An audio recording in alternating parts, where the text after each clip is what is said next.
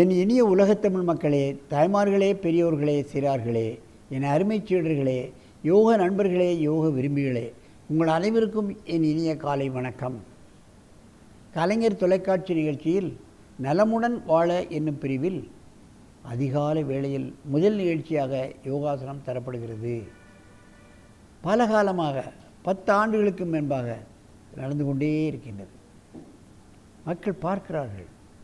பார்த்து பழகி தான் ஆரோக்கியமாக இருப்பதோடு தன் சுற்றத்தார்கள், பக்கத்து வீட்டுக்காரர்கள், நண்பர்கள் இவர்களையும் இதை கற்பிக்க வைத்து அவர்களையும் ஒரு ஆரோக்கிய நிலைக்கு கொண்டு சென்று கொண்டிருக்கின்றார்கள் என்பதுதான் உண்மை. அந்த நிலையில் இன்றைக்கு பார்ப்பீர்களானால் நமது அரங்கிற்கு அலெக்சாண்டர் அபினார் 13 வயது 8வது வகுப்பு படிக்கிறார்கள். முடிச்சூரில் எஸ்பிஎஸ்சி விவேகானந்தர் வித்யாலயத்தில் படித்து கொண்டிருக்கிறார்கள். அவர்கள் பத்ம சிரசாசனத்தை செய்ய போகிறார்கள்.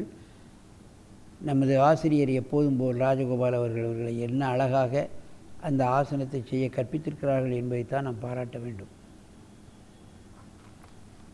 என் அருமை மாணவர்களே, நீங்கள் பத்மாசனத்தை கலைத்துவிட்டு என் பக்கமாக திரும்புங்கள். பத்மாசனத்தை கலையுங்கள். மெதுவாக செய்ய வேண்டும், வேகமாக செய்யக்கூடாது. மிக மிக மெதுவாக செய்ய வேண்டும்.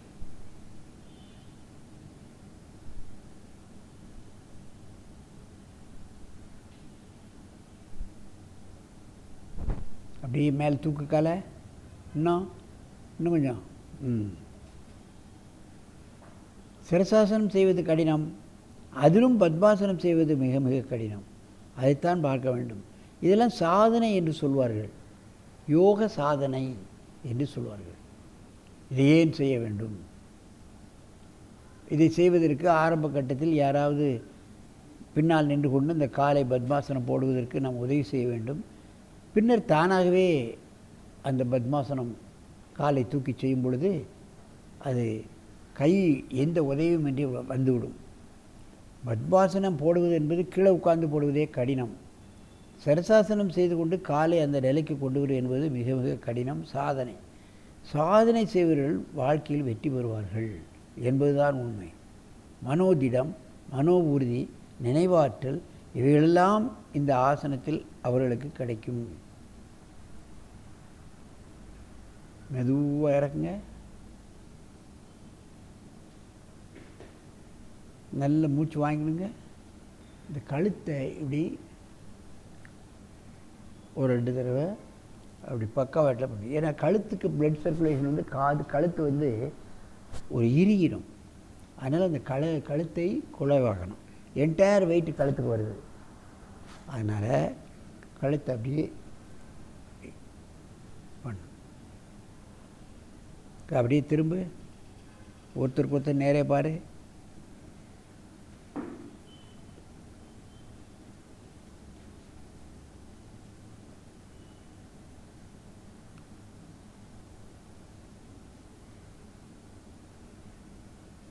எப்படி லாகவமாக வருகிறது பாருங்கள். காலை மேலே தூக்கு, இன்னும் கொஞ்சம் நல்லா டைட்டாக்கி பின்னால் போகணும். பாருங்கள். சிரசாசனத்தில் பத்மாசனம் செய்வது என்பது மிக கடினம்.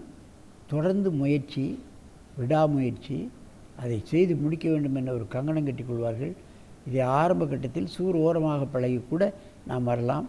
அல்லது யாராவது உதவி செய்து கொண்டு முதுகுக்கு பின்னால் நின்று பத்மாசனத்தை போட்டு வைத்து கொண்டு அவர்களை கொஞ்சம் நாள் பிடித்து தாங்கி 1 வாரம் 10 நாள் நாம் உதவி செய்வோமேயானால் தனியாக சிரசாசனம் செய்வதற்கு உண்டான ஒரு நிலை ஏற்பட்டுவிடும். மாணவர்களுக்கு நினைவாற்றல் முக்கியம். சிரசாசனம் செய்வர்களுக்கு நினைவாற்றல், மன ஆற்றல், மனோதிடம், மனோ உறுதி, காரியங்களை செய்து முடிக்க வேண்டும் என்பத ஒரு கங்கணம் கட்டி கொண்டு செய்யக்கூடிய ஒரு ஆற்றல் இவைகளெல்லாம் வந்துவிடும். எண்கான் உடம்புக்கு சிரசே பிரதானம் என்பார்கள். பெரிய அரசியல் கட்சிகள் தலைவர்களெல்லாம் இந்த ஆசனத்தை இன்றைக்கு செய்து கொண்டிருக்கிறார்கள். மெதுவாக இந்த ஆசனத்தை கலையுங்கள். நன்றாக மூச்சை இழுத்துக்கொள்ளுங்கள். தலையை முன்னும் ஆட்டுங்கள்.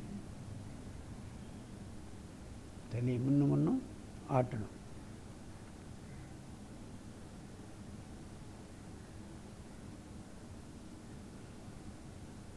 அப்படியே பத்மாசனத்தில் உட்காருங்க. கொஞ்சம் இங்கே தள்ளி வா. நீ அங்கே பாரு. என் அருமை பெரியோர்களே, மாணவ செல்வங்களே, பாலர் பள்ளியிலிருந்து இன்ஜினியரிங் கல்லூரி வரை பல முறை சொல்லியிருக்கின்றேன், சிரசாசனத்தை எல்லா மாணவர்களும் செய்யணும். மெடிக்கல் காலேஜ் ஸ்டூடெண்ட்டும் செய்யணும். இன்றைக்கெல்லாம் பார்ப்பீர்களானால் டாக்டர்கள் பல பேர்கள் மிகவும் குண்டாக இருக்கிறார்கள். அவர்களெல்லோ மற்றவர்களுக்கு வழிகாட்ட வேண்டும். டாக்டரில் பார்த்திங்கன்னா சேரே காண முடியல. அவ்வளோ பெரிய அளவுக்கு ஆண் டாக்டர்களும் பெண் டாக்டர்களும் இருந்து கொண்டிருக்கிறார்கள். அவர்கள் எல்லோரும் தான் உதாரணமாக இருக்க வேண்டும். உடல் கனம் அதிகமாகிவிட்டால் நோய்கள் அவர்களை பற்றி கொள்ளும். அதைத்தான் நாம் கவனத்தில் கொள்ள வேண்டும். 2 வேளை தான் சாப்பிடணும், 3 வேளை சாப்பிடக்கூடாது. ஒரு வேளை சாப்பிட்டால் 100 வயசை தாண்டலாம் என்று முனிவர்கள் சொல்கிறார்கள். முடியாது. இரவில் சாப்பிடாமல் இருப்பவர்கள் 100 வயசை தாண்டலாம் என்று சொல்கிறார்கள். ஏன் இரவில் சாப்பிடக்கூடாது? நாம் தூங்குகிறோம், நம்முடைய உறுப்புகள் தூங்க வேண்டாமா? அது வேலை செய்து கொண்டிருந்தால் எப்படி? நீங்கள் தூங்குகிறீர்கள், சாப்பாடை போட்டு அந்த வயிறு வேலை செய்துக்கிட்டு இருந்ததுன்னா அதுக்கு ரெஸ்ட்டே கிடையாதா? அதுக்கு ஓய்வு வேண்டாமா? சனி ஞாயிறு நீங்கள்லாம் ஓய்வு எடுக்கிறீங்க, அதுக்கு என்றைக்கு ரெஸ்ட் கொடுக்க? அதனால தான் நம்ம இந்து சாஸ்திரத்தில் எத்தனையோ விரதங்கள் வச்சுருக்காங்க. வெள்ளிக்கிழமை விரதம், சனிக்கிழமை விரதம், செவ்வாய்க்கிழமை விரதம், பௌர்ணமி விரதம், அமாவாசை விரதம்னு நிறைய வச்சுருக்காங்க. ஆனால் அந்த விரதத்தை எல்லாம் சரியாக கடைப்பிடிப்பதில்லை. தோசையை தின்னுட்டு அன்றைக்கி போனால் விரதம் இருக்கிறது. இதெல்லாம் விரதமாகாது. விரதங்கள் 3 விதம். தண்ணி கூட படாமல் அன்றைக்கு பூரா பட்டினியாக இருக்கிறது. அப்போ அந்த ஜீரணக்கருவிகளுக்கு ரெஸ்ட் கிடக்கும். அதுதான் முதல் தரமான விரதம்.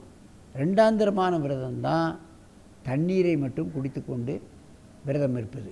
ஜெயின்ஸ் எல்லாம் அப்படியே 60 நாள் இருப்பாங்க. தண்ணீர் தான் குடிக்கணும், மற்றெல்லாம் குடிக்கக்கூடாது. 3ஆம் தரமான விரதம் ஏதாவது பழ ஜூஸை குடிச்சிட்டு இருக்கலாம், மோரை குடிச்சிட்டு இருக்கலாம், சாப்பாடே சாப்பிடக்கூடாது. இந்த மாதிரி 3 விரதமாக வச்சுருக்காங்க. இந்த மாதிரி விரதங்கள் இருந்தால் நமது ஜீரணக்கருவிகள், உள் உறுப்புகள் புத்துயிர் பெறும், அதுக்கு ரெஸ்ட் கிடைக்கும், அது நீண்ட நாள் வேலை செய்யும் என்பதை நீங்கள் தெரிந்து கொள்ள வேண்டும். ஆகவே இதுபோன்ற ஆசனங்களை செய்யும் பொழுது உணவு பழக்கங்களையும் கை கொண்டால் நிச்சயமாக நோயின்றி 100 ஆண்டு வாழ்வதற்கு வழி கிடைக்கும் என்று கூறி உங்களிடமிருந்து விடைபெறுவது ஆசனம் ஆண்டியப்பன். வணக்கம்.